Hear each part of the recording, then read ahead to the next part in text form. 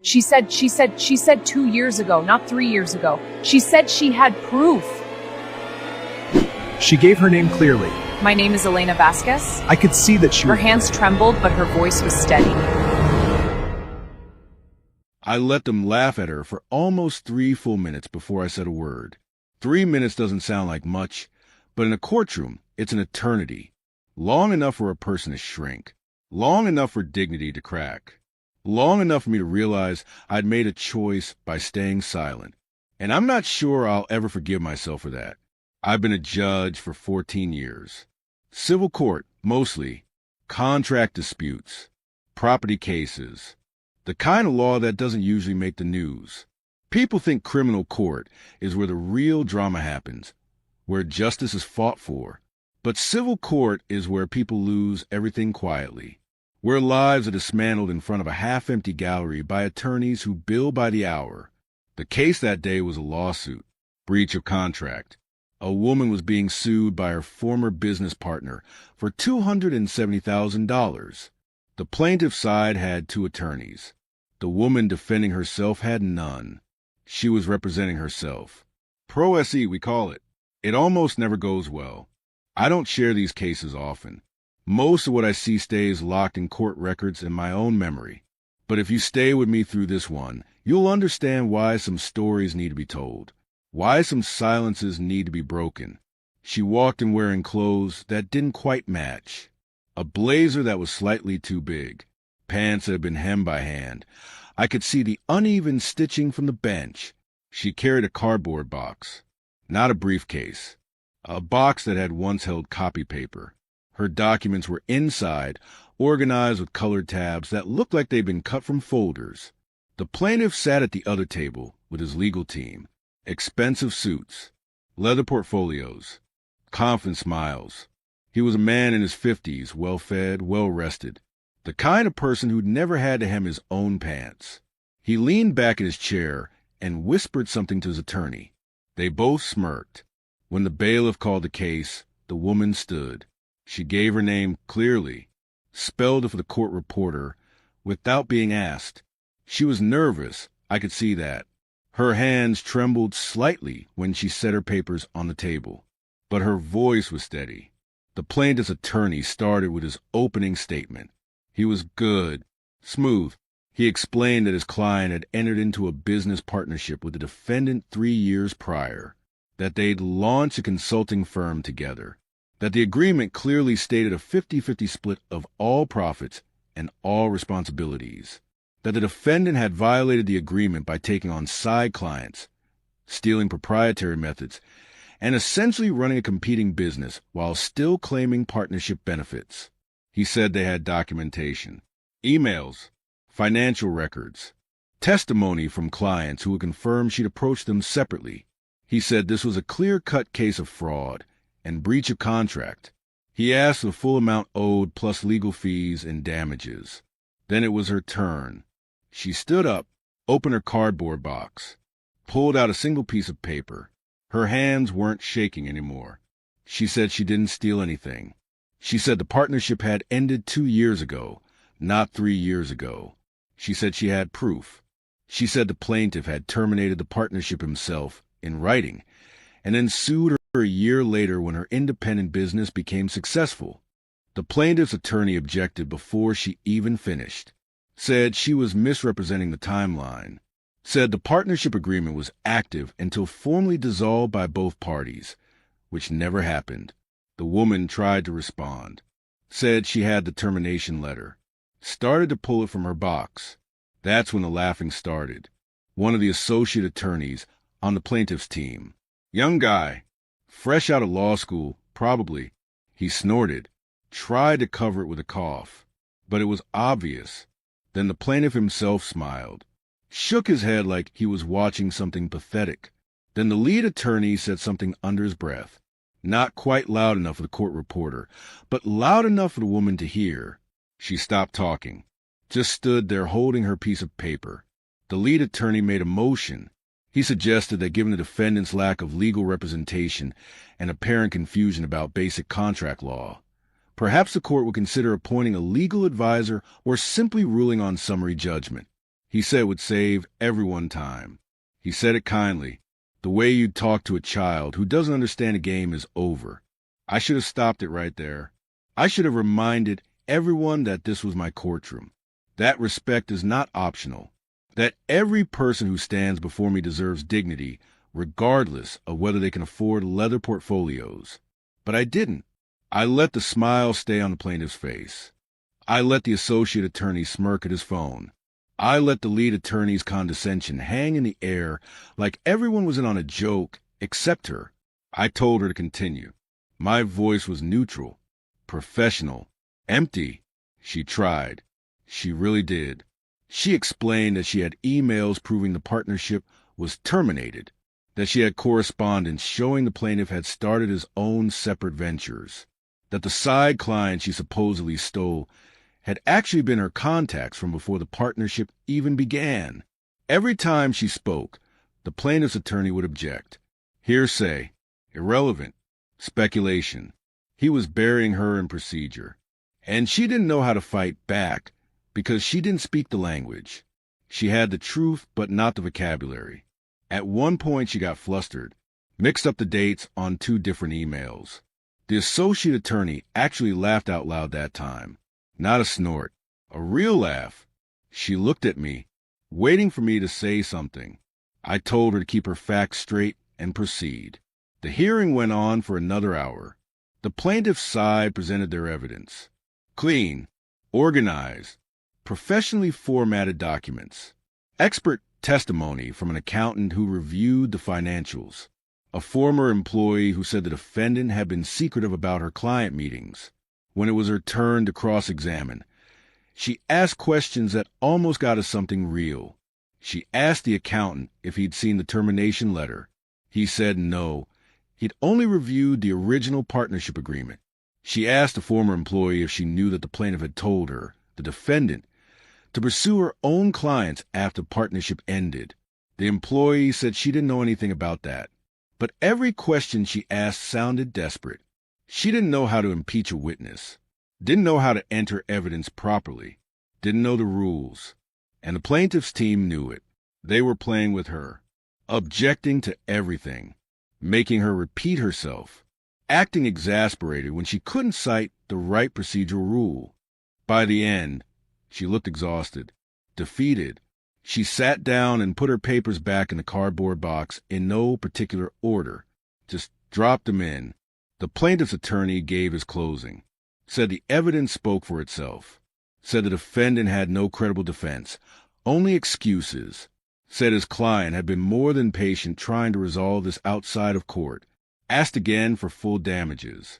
Then it was her turn for closing. She stood up, didn't take anything from the box this time, just stood there. She said she knew she didn't sound like a lawyer. She knew her evidence wasn't presented right. She said she'd tried to hire an attorney, but she couldn't afford one, that she'd spent everything she had just keeping her business alive while this lawsuit hung over her head. She said she wasn't trying to cheat anyone. She'd worked hard, built something from nothing, and now she was watching get taken away by someone who'd already given up on her years ago. Her voice cracked. Just once. She stopped talking, looked down, took a breath. Then she said, "Your Honor, I have the letter, the one where he ended our partnership. I have it. I just don't know how to make you see it." The room was quiet after that, not a respectful quiet, a tired quiet, the kind that says, we're all ready for this to be over. I told both parties I'd take the matter under advisement and issue a written ruling within 2 weeks. Standard procedure. It gives me time to review everything without the pressure of an immediate decision. Everyone started packing up. The plaintiff's team was casual, relaxed, already talking about lunch. The woman just closed her cardboard box and carried it out. She didn't look at anyone. I went back to my chambers, sat down at my desk. My clerk brought in the case file. I almost didn't open it. The ruling seemed obvious. She had no legal standing. Her evidence was poorly presented. The plaintiff had a clear contract and clear damages. But something bothered me. That same feeling I've learned not to ignore. I opened the file. Started reading through the original partnership agreement. Standard stuff. 50-50 split. Joint decision making. Either party could dissolve with 60 days written notice. 60 days written notice. I flipped through the plaintiff's evidence. All the emails, the financial records, the timeline they presented. Then I found it, buried in the middle of the file, not highlighted, not referenced in any of the plaintiff's motions. An email from the plaintiff to the defendant, dated 2 years and 2 months ago. Subject line, moving forward separately. I read it 3 times. He told her the partnership wasn't working, that they had different visions, that he thought it was best they each pursue their own paths. He said he'd handle his client list, and she should handle hers. He said he appreciated the time they'd worked together and wished her well. She'd responded, said she understood, said she agreed it was for the best, said she'd remove herself from the joint accounts and the shared office space within 60 days per the agreement. He'd replied, said that sounded good, said he'd already started discussing new ventures with other colleagues, said no hard feelings. It was all there, a clear mutual dissolution. In writing, 2 years ago, I sat back in my chair, stared at the email, then I checked the plaintiff's complaint, the one that started this lawsuit, filed 8 months ago, a full 16 months after the partnership was dissolved. I went through the rest of the evidence with new eyes. The side clients she supposedly stole, she brought them into the partnership from her previous job. There were emails from before the partnership even started. Her contacts, her relationships, the proprietary methods she allegedly took, she developed them. Her name was on the original drafts, dated before the partnership began. The accountant's report was accurate, but incomplete. He counted all revenue from her independent business as partnership revenue because he'd never been shown the dissolution emails. He'd been given the original agreement and told to calculate what she owed. So he did. The former employee's testimony was honest but ignorant. She'd been hired after the split. She didn't know there had been a split. This wasn't a breach of contract case. This was retaliation.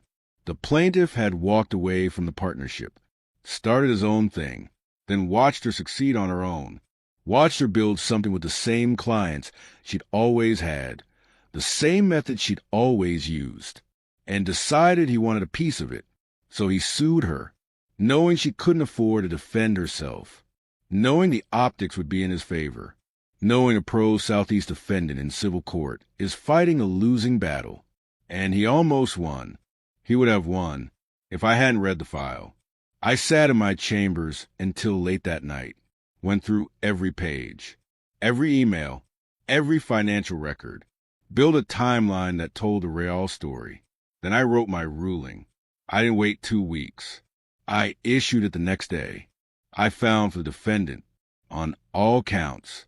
I wrote that the partnership had been properly dissolved by mutual written agreement, that the plaintiff's own emails confirmed this, that the timeline presented by the plaintiff was materially false, that the defendant's so-called stolen clients were her own professional relationships predating the partnership, that the methods were her own work product. I wrote that the lawsuit was without merit. Then I did something I rarely do. I awarded sanctions. I ordered the plaintiff to pay the defendant's costs, not attorney fees, since she didn't have an attorney, but filing fees, her time off work, the business she'd lost while dealing with this. It wasn't much, maybe $5,000, but it was something that I also wrote a paragraph about professional conduct, about the responsibility of attorneys to ensure their cases are brought in good faith, about the duty not to use the legal system as a weapon against those who can't afford to fight back. I didn't mention the laughing, but I thought about it with every word I typed. The ruling went out the next morning. My clerk told me the plaintiff's attorney called within an hour, asked if there was a mistake, said they wanted to request reconsideration. I denied it. A week later, I got a letter, handwritten, on regular notebook paper. It was from her, the woman with the cardboard box. She thanked me, said she'd been ready to lose everything, her business, her savings, her reputation. Said she'd walked out of that courtroom, knowing she'd been a fool, to think the truth mattered if you couldn't afford to present it right. Then she said something that I think about constantly. She said, "I know you didn't believe me at first. I could see it in your face. But you looked anyway. You read the file when you didn't have to. And that's the only reason I'm still standing." She was right. I didn't believe her. I believed the side that sounded more credible, the side that looked professional, the side that knew how to speak my language. I let them laugh at her. I let them treat her like she was wasting everyone's time. And if I'd been even slightly lazier, if I'd trusted the surface just a little more, I would have ruled against her. I would have taken everything she'd built and handed it to someone who'd walked away from her and then came back when he smelled money. Here's what keeps me awake. It's not the close call. It's not the almost mistake. It's knowing how many times I didn't read the file that carefully. How many times I ruled based on what was presented well instead of what was true.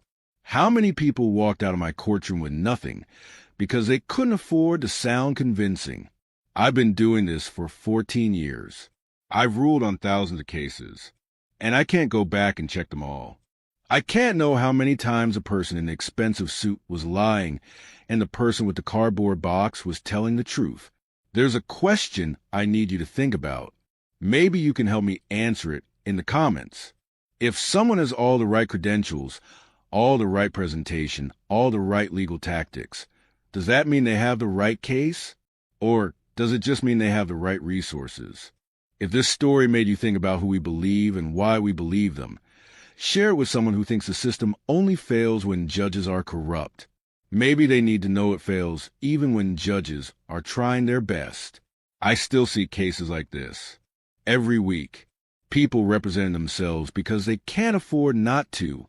People who have truth but not polish. People who get laughed at because they don't know the language of power. And now when I see them, I remember the woman with the cardboard box. And I read the file. Every single page. Not because I'm a better judge now, but because I know what I'm capable of missing. She sent me another letter 6 months later. Said her business was growing. Said she'd hired 2 employees. Said she was saving up to maybe take some legal classes at the community college. Not to become a lawyer, just to understand the system better. So next time she'd know how to make people see what she was trying to show them. I kept that letter. It's in my desk drawer. I don't look at it often, but I know it's there. And on days when I'm certain I know how a case will end, when everything seems obvious and clear-cut, when one side sounds credible and the other sounds confused, I remember that letter, and I look harder, because the truth doesn't always come in a leather portfolio. Sometimes it comes in a cardboard box with hand-cut tabs. And if I'm not paying attention, if I'm trusting the wrong things, I'll miss it completely. I'll never know if I got it right every time after that. I'll never know how many people I failed before I learned to look past the surface. But I know one thing. She's still in business. And he's not. And that has to mean something, even if it doesn't mean enough.